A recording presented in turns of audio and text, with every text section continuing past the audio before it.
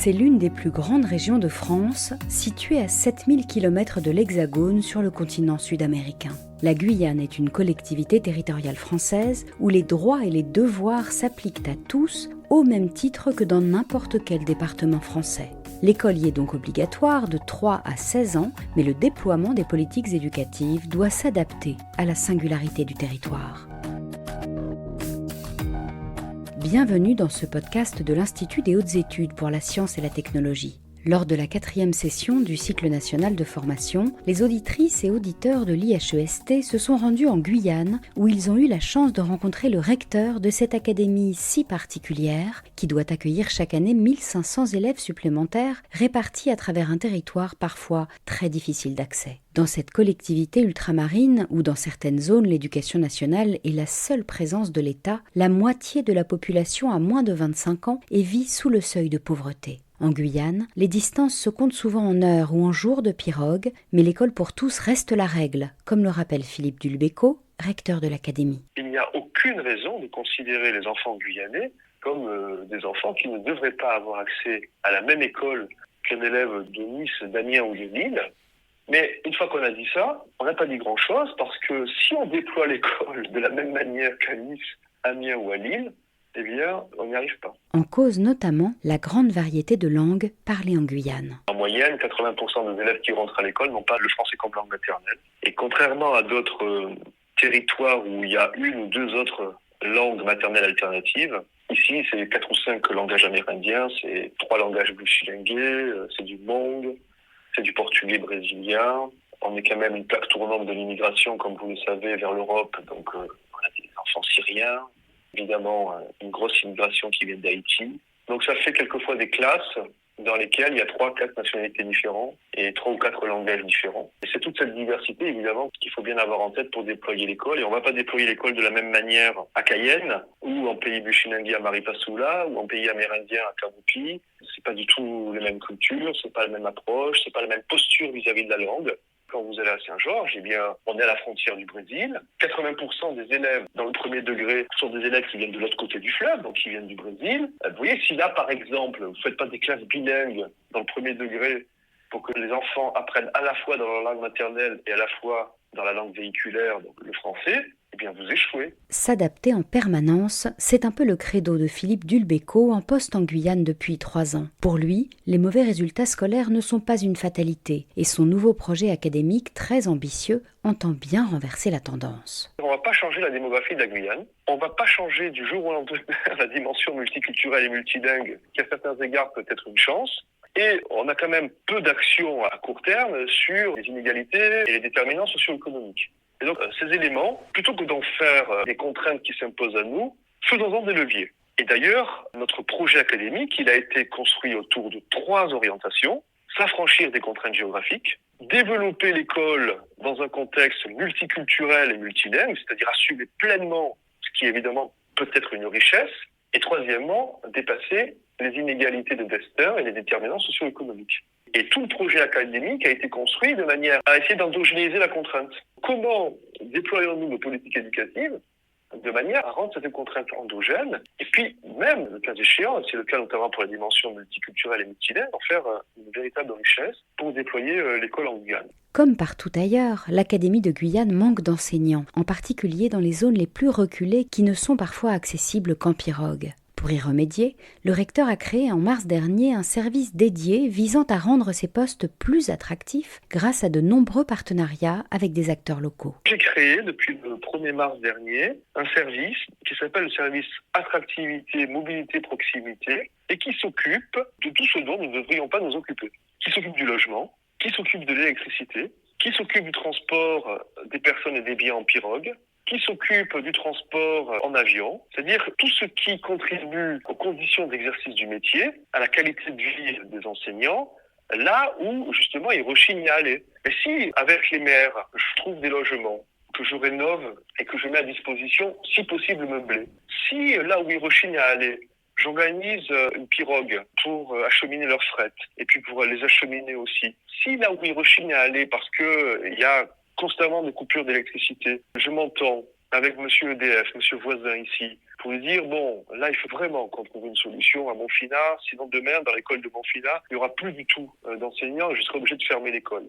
Si, avec la compagnie qui aujourd'hui a repris les transports aériens, du personnes et du fret, qui s'appelle ViaFly, si j'arrive à réserver des places, voire des vols pour les enseignants dans les périodes charnières, vous savez, les départs en vacances, les retours de vacances, peut-être que la collection de tout ça fera que ces sites sur lesquels ils rechignent un peu à aller, pour toutes ces raisons, mais progressivement, ils se diront, bon, après tout, c'est tout à fait acceptable, voire agréable.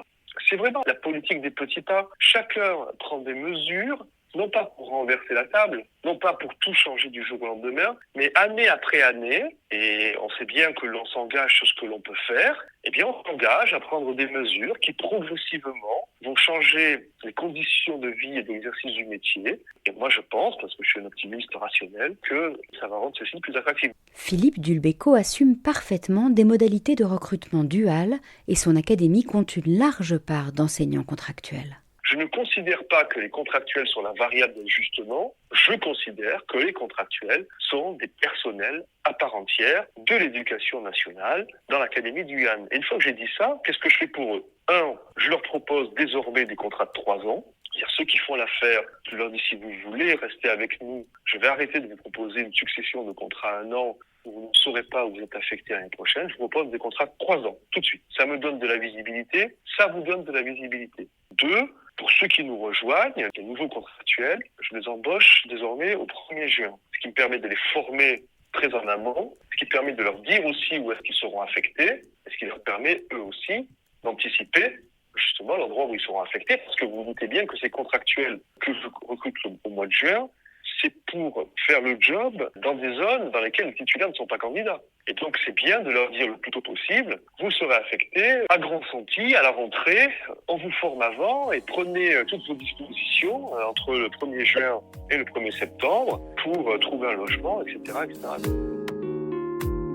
La politique salariale valorise aussi ces postes dans les zones les plus reculées.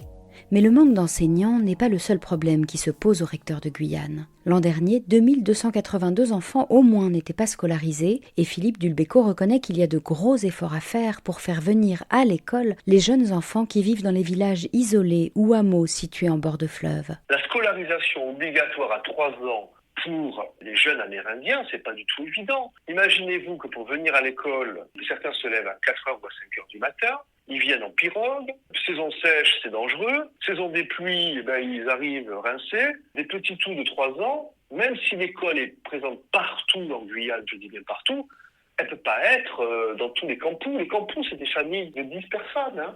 Les inspecteurs du 1er degré font un travail colossal pour aller chercher les élèves et les ramener à l'école, avec les chefs coutumiers en particulier et avec les maires. Mais la scolarisation des élèves après la primaire reste encore parfois très compliquée en Guyane, notamment au sein des populations amérindiennes, où l'éloignement peut avoir de graves conséquences sur la santé mentale des enfants, obligés de quitter leur famille pour entrer au collège. Vous connaissez les chiffres, 20 fois plus de suicides dans la population amérindienne que chez les jeunes de l'Hexagone. Parce que quand vous quittez votre école, il y en a partout en Guyane, au 1er degré pour aller au collège, eh bien, vous devez changer tous vos repères. Vous êtes bien jeune pour ça et on vous y a pas préparé. D'où notre projet maintenant qui se déploie progressivement, qui est de déployer les classes de 6e et de 5e dans l'ensemble des écarts de Guyane.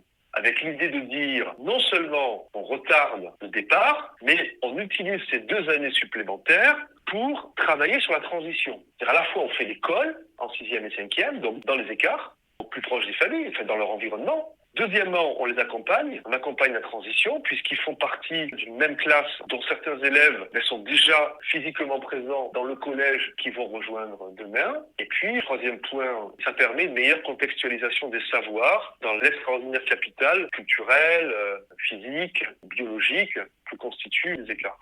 Concrètement, c'est une petite révolution numérique menée au cœur de la forêt amazonienne guyanaise où dans plusieurs écarts, des classes sont reliées numériquement à une classe située dans le collège de référence à Maripasoula à plusieurs heures de pirogue. Les interactions pédagogiques entre ces différents élèves, ça faut le voir pour le croire, sont exactement de la même nature que si tous les élèves étaient présents dans la classe. Le prof de maths dit à un élève d'aller dessiner un triangle isocèle au tableau.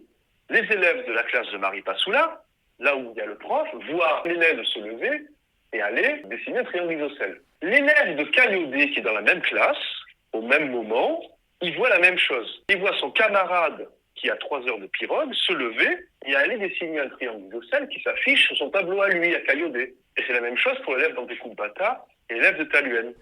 Si l'élève de Maripasoula, qui a le prof en face de lui, s'est trompé, le prof peut dire qui veut corriger. Et si un élève d'Antekumbata à 4 heures de pyrrhode lève la main, de la même manière qu'il sera vu par ses élèves de la classe d'Antekumbata en présentiel, il sera vu de la même manière par tous les autres élèves et par le professeur. Il ira corriger au tableau, il apportera la correction, qui sera vue en temps réel par tout le monde. Et dans chacune des classes de Antekumbata, Caillodet, Taluen, on a un accompagnateur pédagogique, Wayana, puisqu'on est en pays Wayana, qui a été recruté et formé par nous, et qui travaille en étroite relation avec les enseignants du collège de Maripasoula, de manière à faire l'école ensemble. Et dans chacun des écarts, on a donc construit des salles de cours. Alors, on n'imagine pas trouver ça en forêt amazonienne, avec ce qui se fait de mieux en termes d'équipement numérique, avec un logiciel qui a été conçu pour nous, avec une bande passante satellitaire géostationnaire, 60 000 km, qui est exclusivement réservée pour l'école. Et ça, on a fait la preuve de concept, et maintenant que ça marche, on va le déployer dans l'ensemble des écarts de Guyane. Le dispositif devrait être généralisé pour les classes de 6e et 5e d'ici 5 ans. Autre chantier qui occupe le rectorat de Guyane, augmenter les offres de formation post-bac en dehors de Cayenne. Saint-Laurent-du-Maroni est en train d'exploser d'un point de vue démographique. Et de manière historique, il n'y a pas d'offre de formation après le baccalauréat. Et comme Cayenne est très loin, et comme de toute façon les résidences universitaires à Cayenne sont saturées, eh bien, chaque année, on perd 1/3 des bacheliers de Saint-Laurent-du-Maroni. On ne sait pas ce qu'ils deviennent. Moi, je pense que si on leur offre une offre de formation à Bac+1, Bac+2 et Bac+3, ça peut changer la donne. On ne doit pas renoncer à l'éducation pour tous en Guyane. Et donc là, on est en train, avec le CNAM, Paris, de mettre en place une formation Bac+1, Bac+2, Bac+3 dans tous les champs disciplinaires. Ils ont des produits clés en main. On a les locaux. L'enjeu est de taille car Philippe Dulbecco le martèle, l'avenir de la Guyane dépend avant tout de la réussite de l'éducation. Dans un territoire où la moitié de la population en moyenne a moins de 25 ans, à Saint-Laurent-du-Maroni, la maire dit que la moitié de la population a moins de 20 ans. Si vous avez une action significative sur cette jeunesse, vous vous mettez en situation de résoudre un grand nombre de problèmes de la Guyane. Les maux de la Guyane, vous les connaissez, l'orpaillage illégal, le trafic de drogue qui transite par là. Mais enfin, tout ça, ce sont des choses qui sont exportées, qui ne sont pas des choses endogènes à la Guyane. Et il ne faut pas que notre jeunesse bascule là-dedans. Et pour ça, il faut lui proposer de la perspective. Moi, je suis économiste de formation dans tous les pays au monde. Croissance, développement, innovation, le principal facteur, c'est le capital humain. Et dans un pays comme la Guyane, où plus de la moitié de la population a moins de 25 ans, si on veut engager durablement la croissance, le développement et l'innovation, ça passe par le capital humain, ça passe par les jeunes, et donc ça passe par l'école. On n'a pas le choix. C'est la fin de ce podcast, merci de nous avoir écoutés. Vous pouvez retrouver l'ensemble des podcasts de l'IHEST sur la chaîne de l'Institut et sur toutes vos plateformes d'écoute. À bientôt!